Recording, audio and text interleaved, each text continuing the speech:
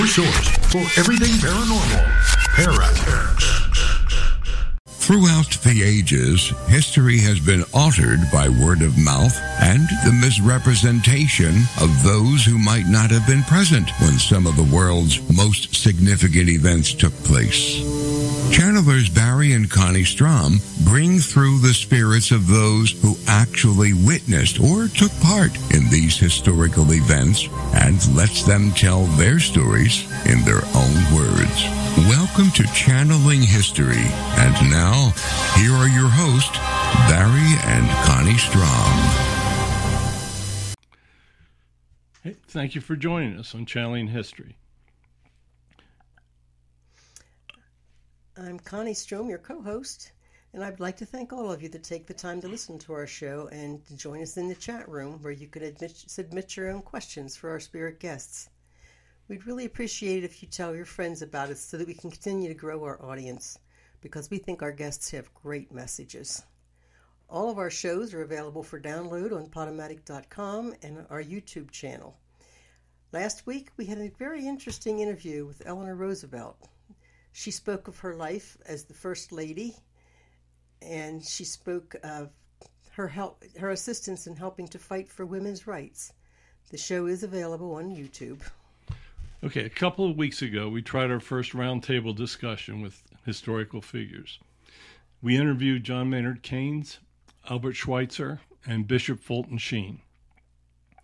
Turned out to be a really interesting show, and we got a lot of good comments on it. If you missed it, it's on our YouTube channel as well. Now tonight, we're really going to delve into American history. We're going to speak with Thomas Jefferson, John Adams, and Alexander Hamilton, all founding fathers. These gentlemen played important roles in the founding of our country by their work on Declaration of Independence, Constitution, and the Bill of Rights. So we have a lot to cover tonight, so we're going to not take a break to save time.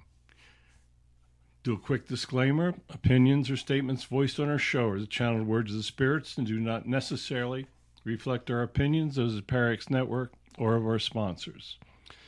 So before we channel, we always say a prayer of protection. So Connie's now going to say the prayer, and then we are going to begin to channel with the spirits of our three great guests. God, please grant us your wisdom and protection. Grant us the knowledge that we can handle and keep us safe from all things that will harm us. Keep the messages positive and pure love. Keep us safe from our egos. We ask these things in the light of the seen, the unseen, and the honesty of God. Amen. Okay, gentlemen, thank you so much for joining us this evening. Let me start out with Mr. Hamilton. At the time of the signing of the Constitution, you referred to it as a weak and worthless fabric. Would you please tell us what you meant, and would Mr. Jefferson and Mr. Adams please comment on your thoughts concerning the document at that time of signing? Yes. Thank you for having me back. I enjoyed the last time I was with you, and I hope I enjoyed tonight as much. I know you have some pretty tough questions. When we worked on the Constitution, it was very, very difficult. We were there for almost 4 months. We had delegates that were very negative about it. We had states that didn't even come. Rhode Island refused to even come to the convention. The whole question was, how do we protect rights, the individual rights, the states? And we feared the government would become central government would become too strong. I thought that the Constitution, as it was signed, was too weak. I did not think that it protected these states. I didn't think it protected individual rights. I felt that as drafted, it would give the federal government way too much power. I felt that the document as signed was probably the only format that we could get signatures on. We still had delegates that were walking out. We had people that refused to sign it. It was very, very difficult to reach compromise in those days, just as it appears to be very difficult today. The answer, as I saw it, was to create amendments. We drafted 12. 10 of them were approved as a Bill of Rights. And I felt that by adopting those amendments, that we would be doing much to protect the rights of the individuals. Mr. Jefferson is now going to speak on this. Thank you for having me back, Barry and Connie. I was not present at the signing of the Constitution. As you probably know, I wrote the Declaration of Independence, so I knew how difficult it was to reach compromise in those early days. Think what it was like. No one had ever done this before. No one had ever created written documents that would guide a partial democracy. It was very difficult. We were breaking new ground, and there were many, many that disagreed with us. I thought that the Constitution, as it was signed, was a good document. I did realize that there was no way we were ever going to please everyone in the room, and that certainly never happened.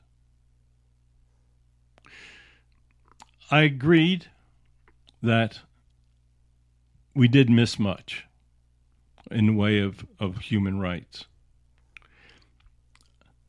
When the Bill of Rights was written, I felt that it was very good in strengthening. I think there were a few more things we could have put in. But I think that all in all, we came up with a final document that has lasted for over 200 years. There have been changes to it. There have been parts of it taken out. And there have been amendments added through the years. I think that it is through the adding of amendments that the document becomes an instrument that can be adopted to modern political concepts. I think that the Constitution provides a very, very firm foundation for the government. As I found out when we arrived on this side, we were being guided by God in this. He felt that what we came up with, although far from perfect, was going to be the best that we could do. Mr. Adams.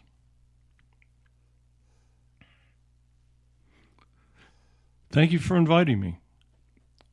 I've never been here before. I have listened to some of the other shows, and I thank you for allowing me to speak some of my opinions. I also was not present. I was out of the country on a diplomatic mission, but my early writings and my friend James Madison would help bring many of my ideas to fruition in the written document. I also feared that the original Constitution did not go far enough. But I wanted to let my ideas be heard. Since I was not there, I could not participate in the arguments. So, to be honest, I probably should not criticize it. But I would join Mr. Jefferson in saying that the Constitution provides a firm basis for which the country can exist and prosper far into the future. It's already lasted for hundreds of years. And if you maintain the principles of what is in that document, then it can continue to function. If you wander from the principles of the Constitution and the Bill of Rights and all the amendments that followed, then your government will be at risk. The Constitution provides stability. It provides guidance, and it provides a path forward for the politicians. Just as we had a very, very difficult time coming up with the document, the politicians of the future will have a very, very difficult time in following much of what's in it. I would caution the politicians to tread lightly when it comes to changing the Constitution.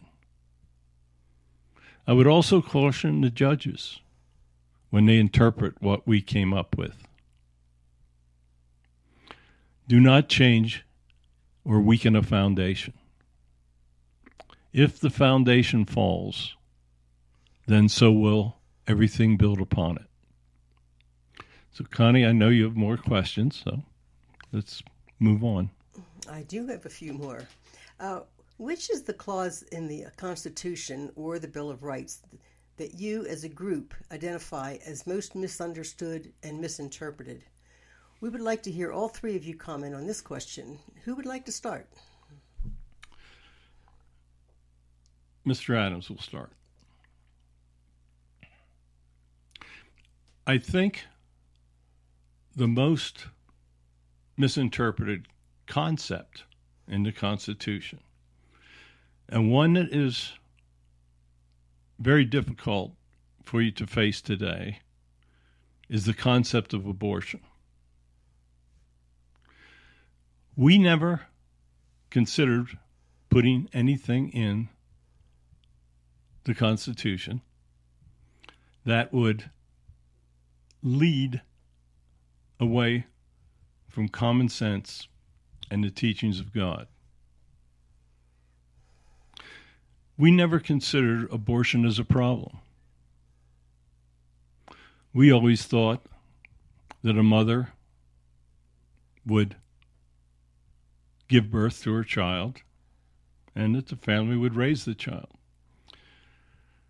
Now, keep in mind, we didn't have access to the medical information that you have today, and we didn't have the promiscuous lifestyle that we are seeing being generated today either. Have no doubt, there is nothing in the Constitution that allows for abortion.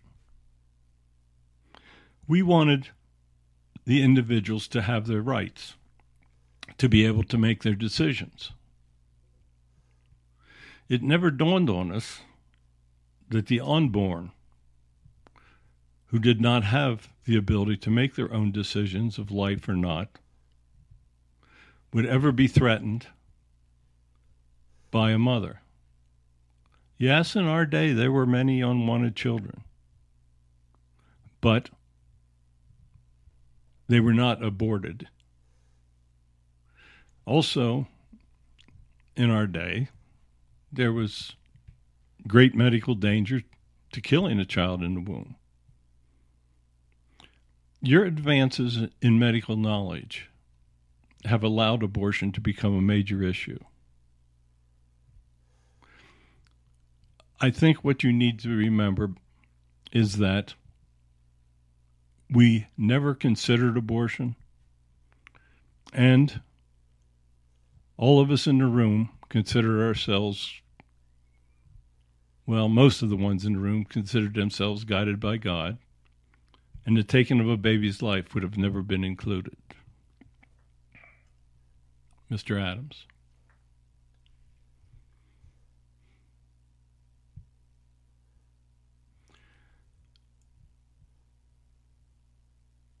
If the Constitution would not have been addended,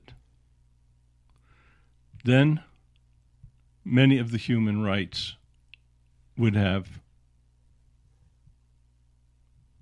not been defined.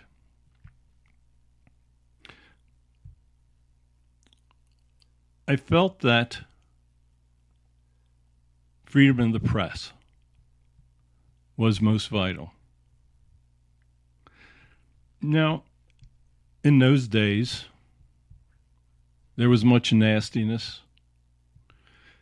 There was much evil in the press. There was also no social media, radio, television. We did not have mass media. The media of the times was simply printed. It could affect many people, but it could not affect all of the people. Today, the press, and I'm talking about social media, your Twitter, your Facebook, has incredible power over the people. If those social medias and press print lies and propaganda, then the American people cannot make their own decisions. Their decisions are based on falsehoods. While a free press is instrumental in allowing oversight to a government, it can also play a disastrous role when it simply supports a political power or government. If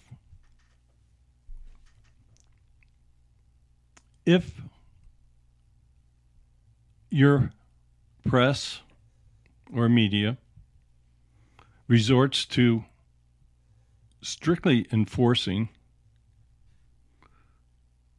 the arguments or policies of a single government, then it is impossible for democracy to thrive. I would suggest that the powers of the press be not absolute, but that they face stern liability for deliberate falsehoods.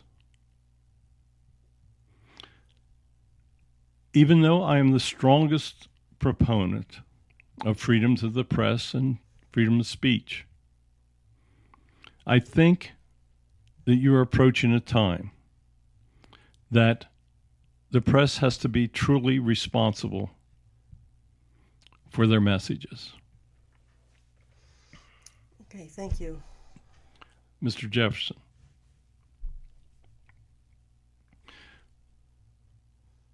I think that one of the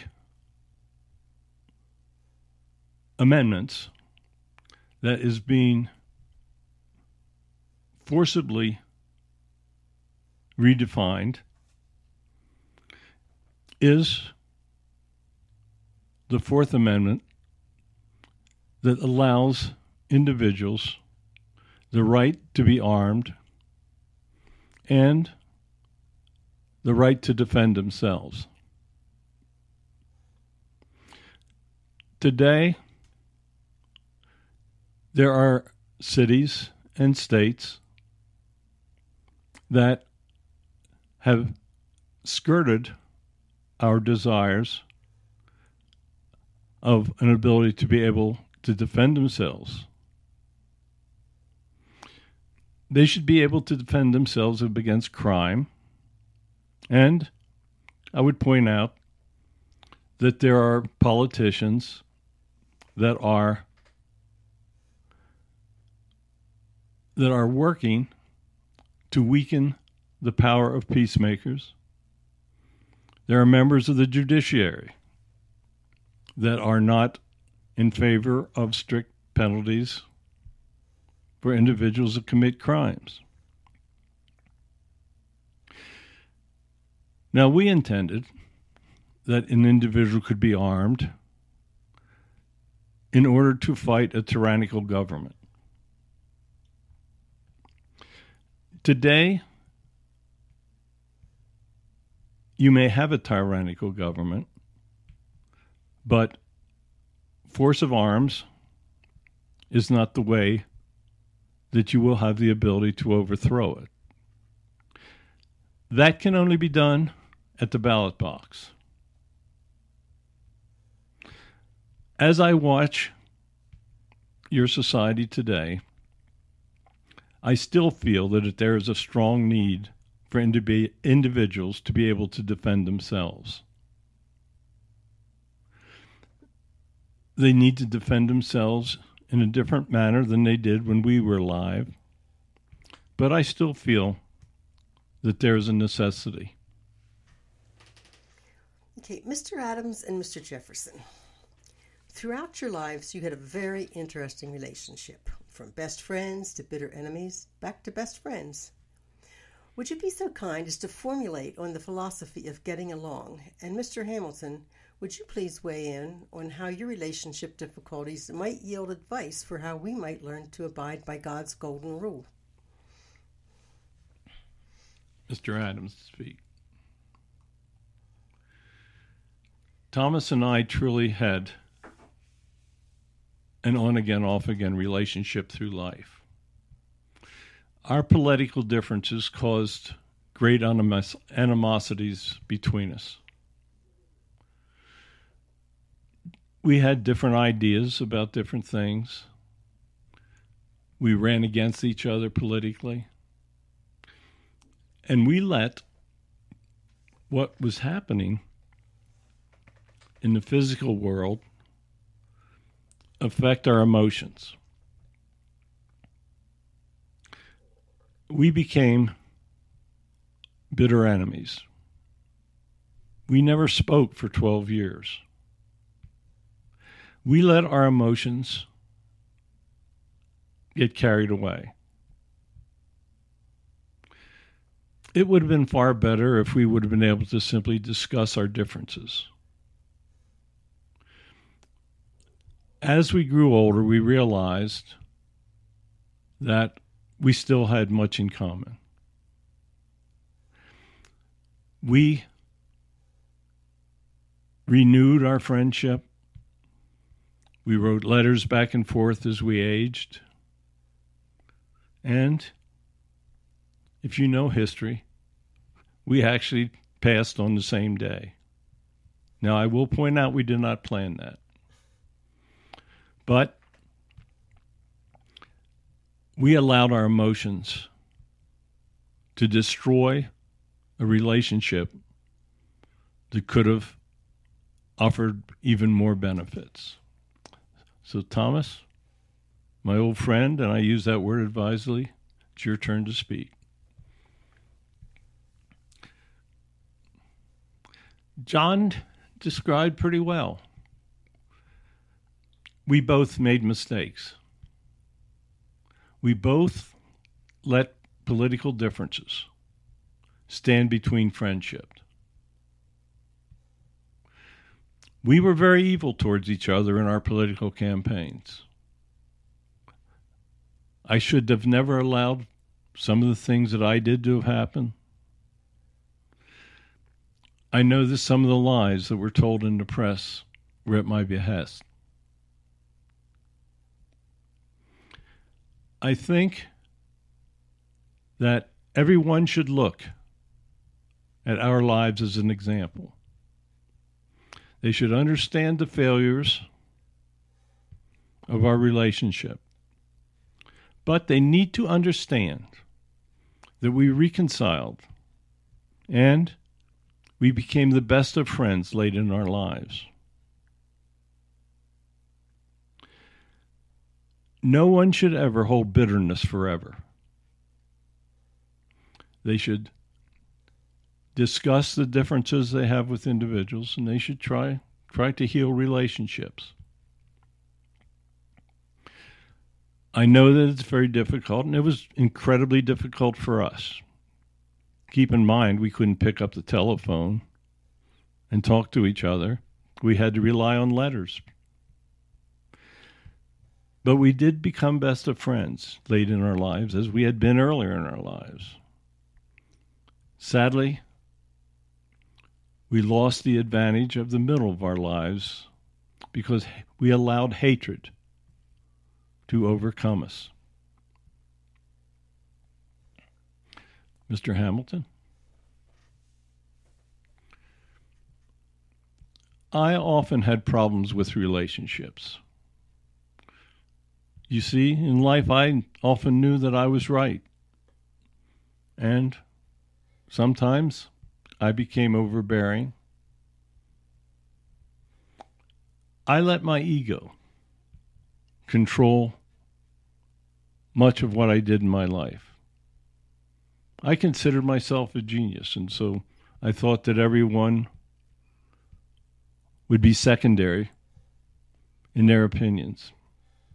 Sometimes I was right, and sometimes I was wrong.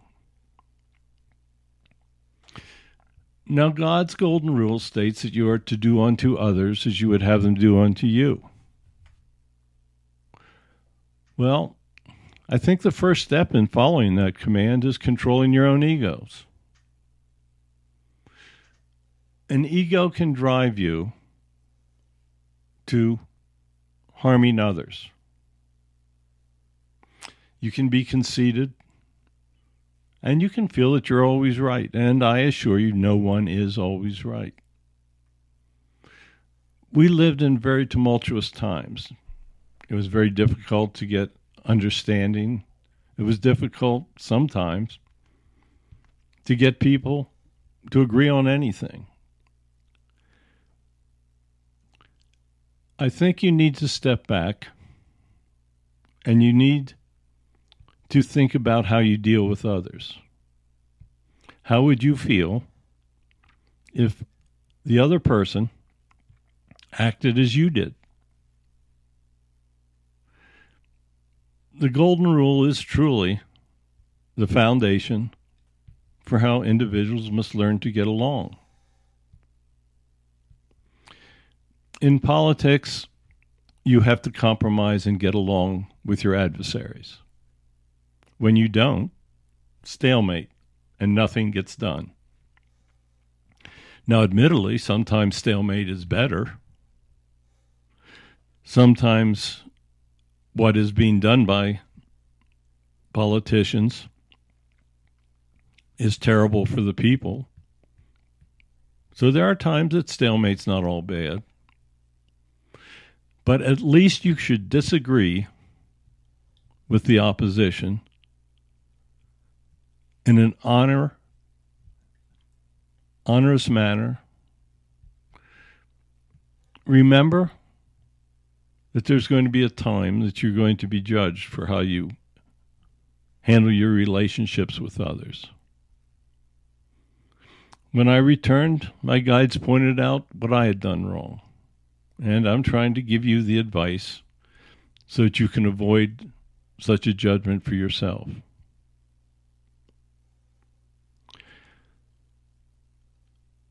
If the listeners only come away with one thing tonight,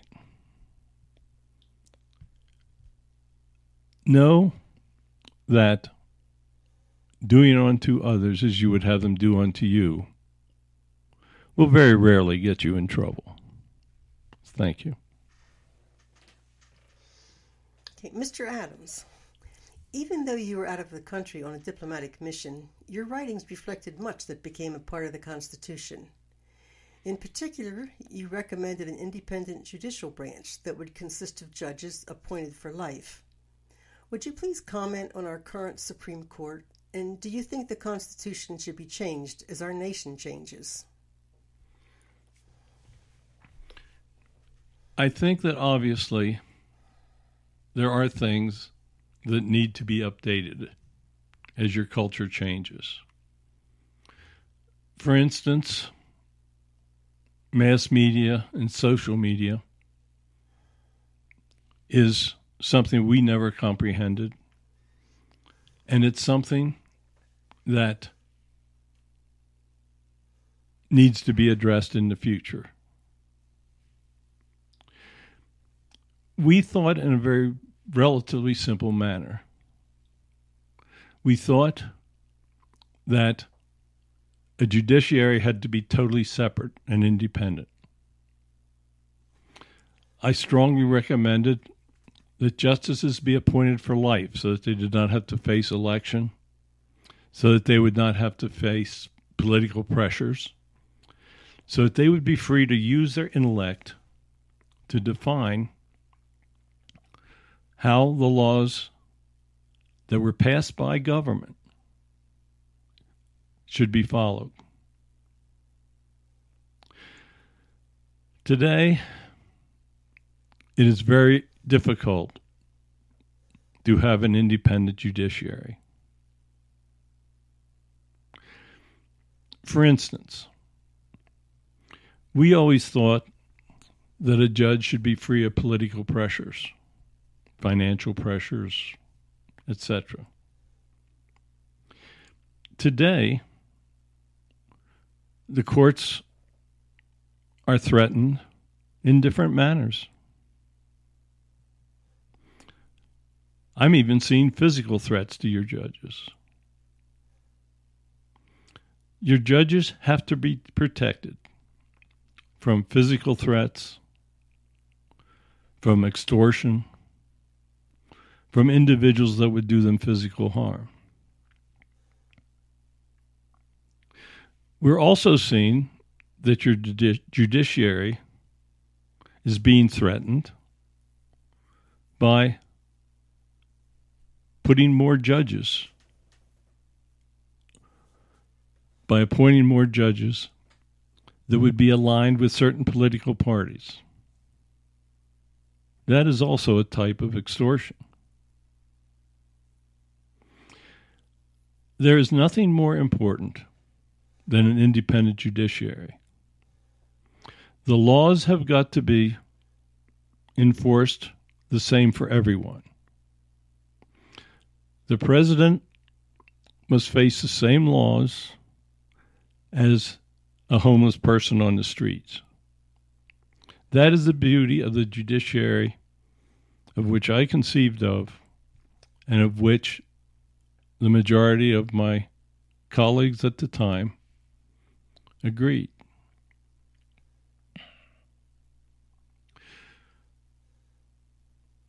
Mr. Jefferson is going to speak. I always felt that the power of government had to be restrained. States know more about what is best for their people than any federal government ever will. The judiciary has got to maintain equality. Today, you're seeing great pressure being applied to your judges. You're seeing judges being applied strictly by political beliefs.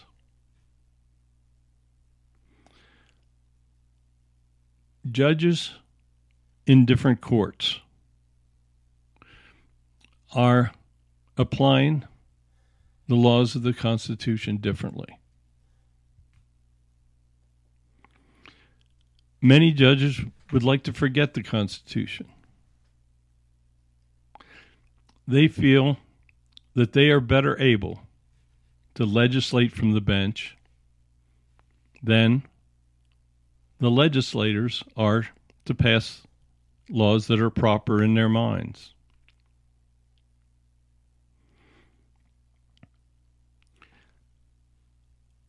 Judges have got to serve the people. They are not to be political. They are to be the mainstay of what makes the country work. They've got to step up when politicians break the law and define that law as we intended in the Constitution. Mr. Hamilton.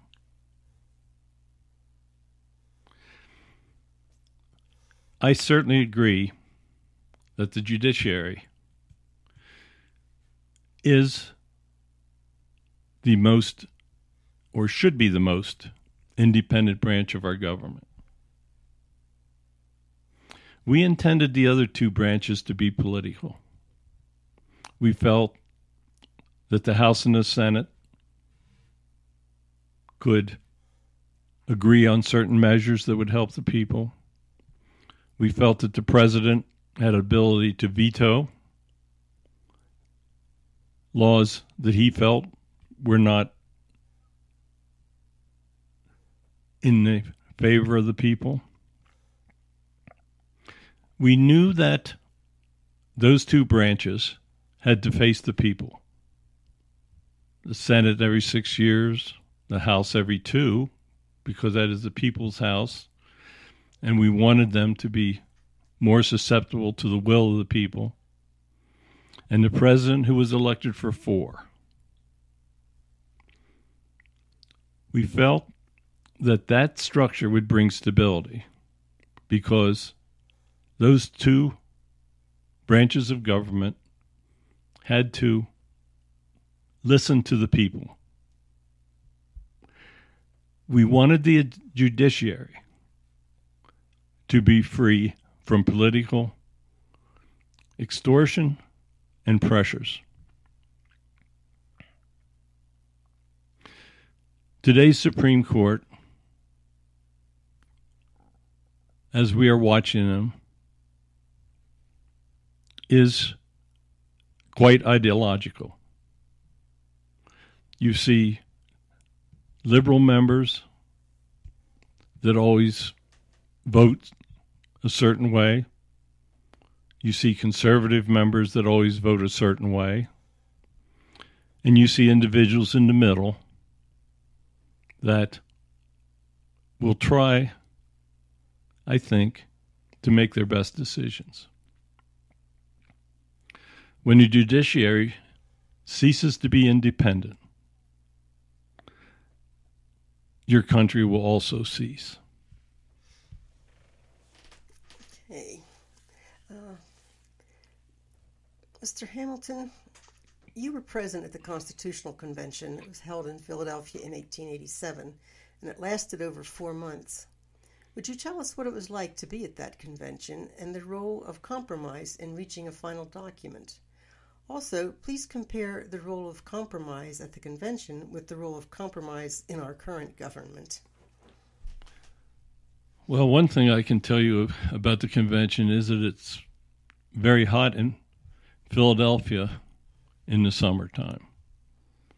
Keep in mind that that was before before you had air conditioning. All of the states, with one exception, sent delegates. Rhode Island chose not to. They wanted to preserve their state rights, and they really thought the Articles of Confederation could still work. It was an incredibly different time. We had different committees to work on different things. We would look at the wording. There were things that we knew that should have been talked about that were ignored. For instance, we had to ignore slavery because there would have been no way that we could have got the southern states to agree to anything had we brought it up. I know that slavery was wrong. I wish that there was something more we could have done. But you have to look at what we did with the Constitution in the context of the times. We were a young country, and we were at risk. We had to provide a central government that would give protection to the people. If we went to war, there were no way the state militias, under multiple commands, could have defended the country. We needed to come up with a document that almost represented total compromise. Words were changed. There were definite ambiguities that were included in the document. We knew we had to get some type of document. We knew that we had to provide some type of a government. We knew that we did not want to revert to a monarchy. We also knew that we were trying to create a government unlike any that had ever been created before. For 4 months, we met, we talked, we tried to compromise on issues, but we did come up with a document. And that document has lasted for hundreds of years, as we spoke before. Today, your government finds it very difficult to compromise on anything. Political differences have led to hatreds. Politicians are hating each other and are refusing to cooperate. There are extreme liberals and there are extreme conservatives. There are people that are trying to be in the middle. It is very difficult to reach majorities today. The proof of it is in your Senate. You're split 50-50. The country is split 50-50. Someone needs to come forward and unite the country on a path forward, as we tried to do when we did the Constitution. Mr. Jefferson.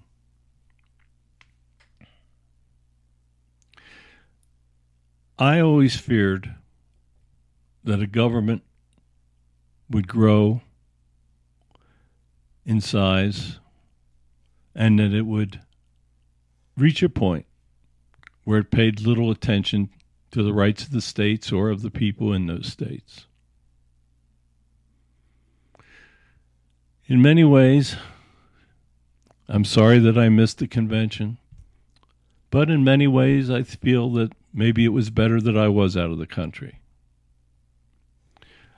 I always tried to come up with answers and compromises. I think that the individuals that put together the document did a wonderful job. Today, I'm not seeing any real leadership in your government. I'm seeing individuals that are power hungry. I'm seeing individuals of both parties that resent the people. They resent the individuals that vote. They think they're better. There need, as Alex said, an individual needs to come forward that will unite the country. Mr. Adams. I think I'm glad I was not there. I would have probably complicated things. I would have pushed very hard for what became the Bill of Rights. I don't think the temperament of the individuals attending the convention would have stood for much more. I think that the document that came out is probably as good as could be expected. And today I agree with what my friends have said about your current government. It saddens me to see the role that large industry has played in influence decisions. I think in many ways your pharmaceutical companies control the path of medical research in your country. Oil companies have incredible wealth and power. And today, it appears that social media is controlling the outcome of your elections. These are all things that need to be addressed. It is possible to have a strong central government working in cooperation with the states, providing leadership, providing protection, maintaining the role of charity in the world. There are many things that a government can accomplish. But without compromise, nothing is possible. Okay, Mr. Adams, as you said, you were a champion of the individual liberty and felt that the Bill of Rights was needed to correct flaws in the Constitution. Would you please comment on which of the rights you felt were more important, and how do you think individual liberties are protected today? I think that freedom of speech, freedom of religion, freedom of the press, those three things lay a foundation of strength for the people. The way we set up the government, we wanted the people to control what took place in the central government. We disagreed on the role of the central government, but we felt that the people would come forward and that the government would follow the desires of the people.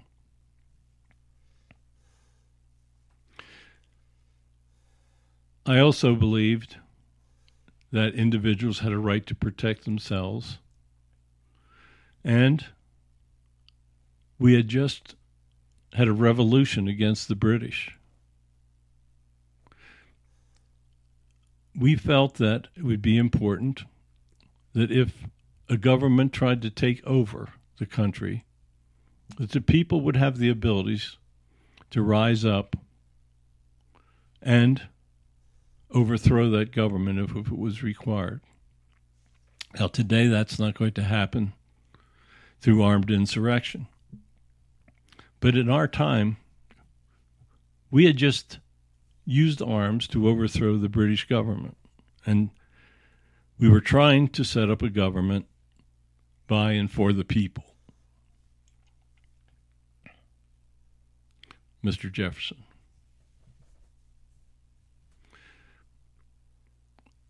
The rights of the people come from God. The rights of the people need to be foremost in any type of government. I agreed with the Bill of Rights. I felt it was needed. And I also understood that the Constitution was a compromise document. It takes time for compromise to work. It took time to get the Bill of Rights. And since that time, there have been amendments added to attempt to have the Constitution comply with more modern times. We should have been stronger in the Constitution in forcing the political bodies to compromise. Today, our country has many, many problems.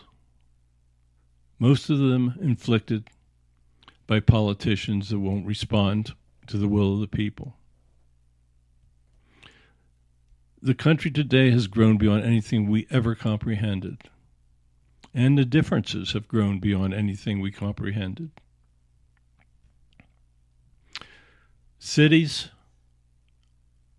continue to be the great center of populations. Rural areas still need to be protected.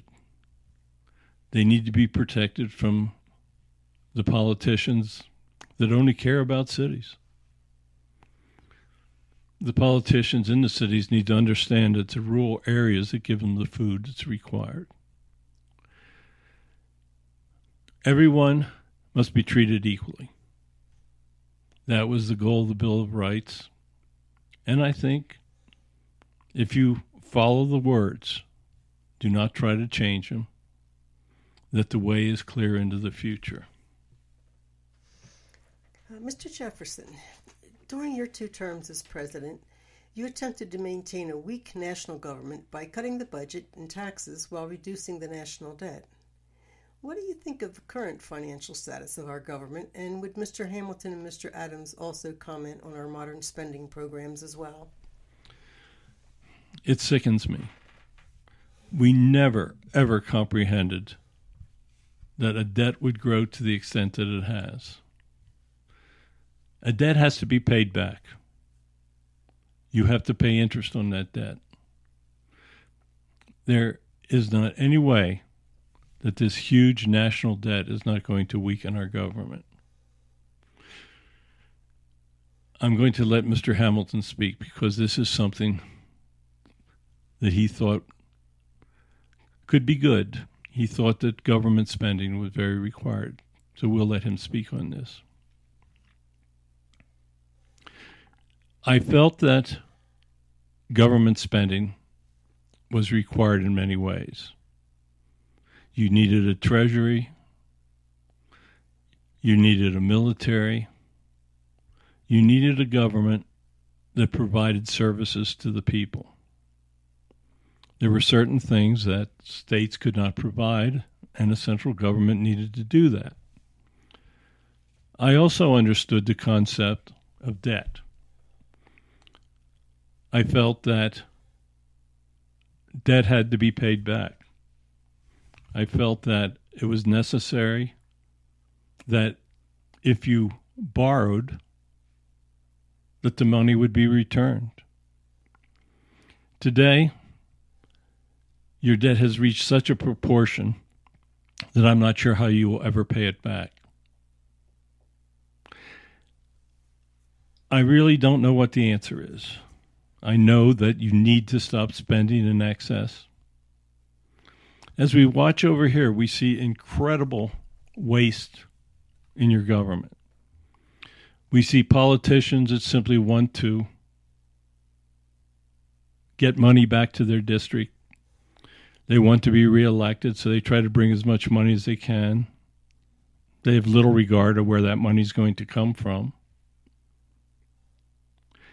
You see people abusing the system. They print money like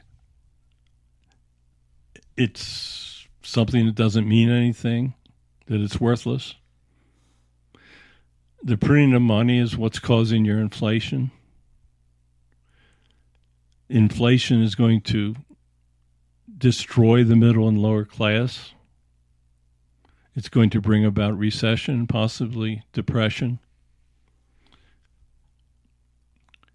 Spending has got to stop. You've got to have a strong government. You have to have a strong military that will defend everyone against the powers that want to destroy you. But federal spending is definitely out of control. Mr. Adams.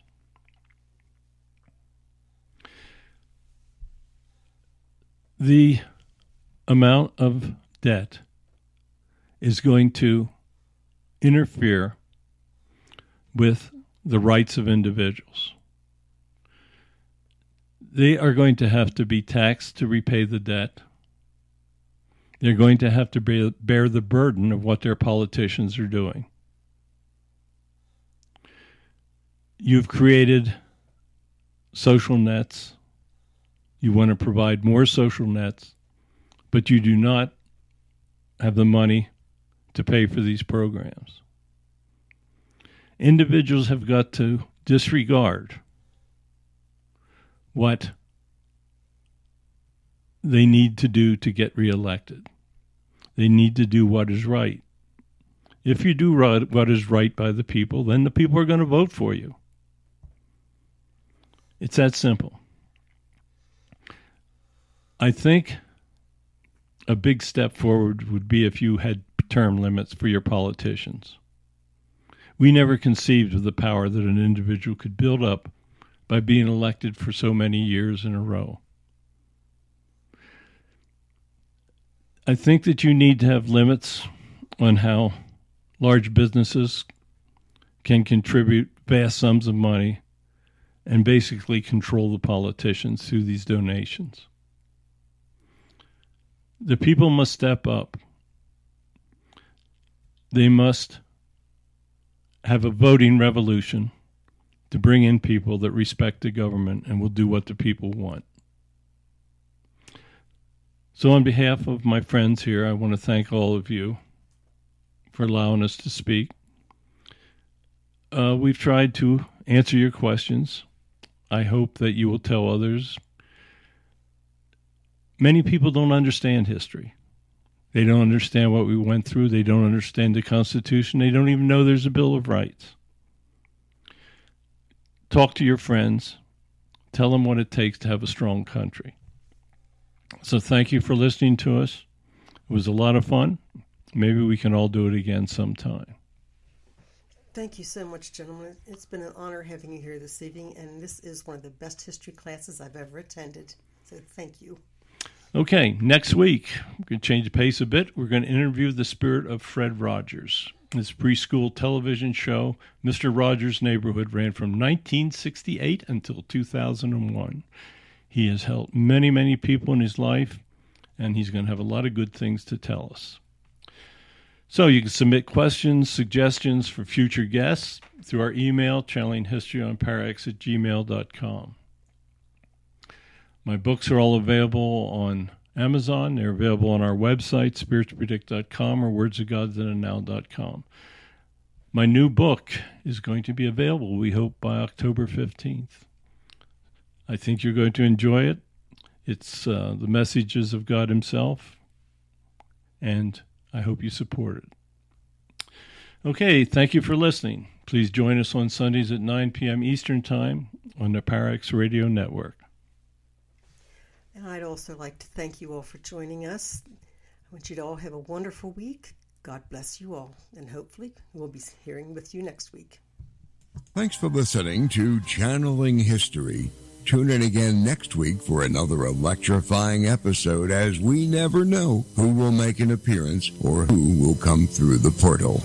Any rebroadcast or other use of this program without explicit permission is strictly prohibited. Copyright 2020. Our Story Begins by Kevin MacLeod, licensed through Incompetech.com.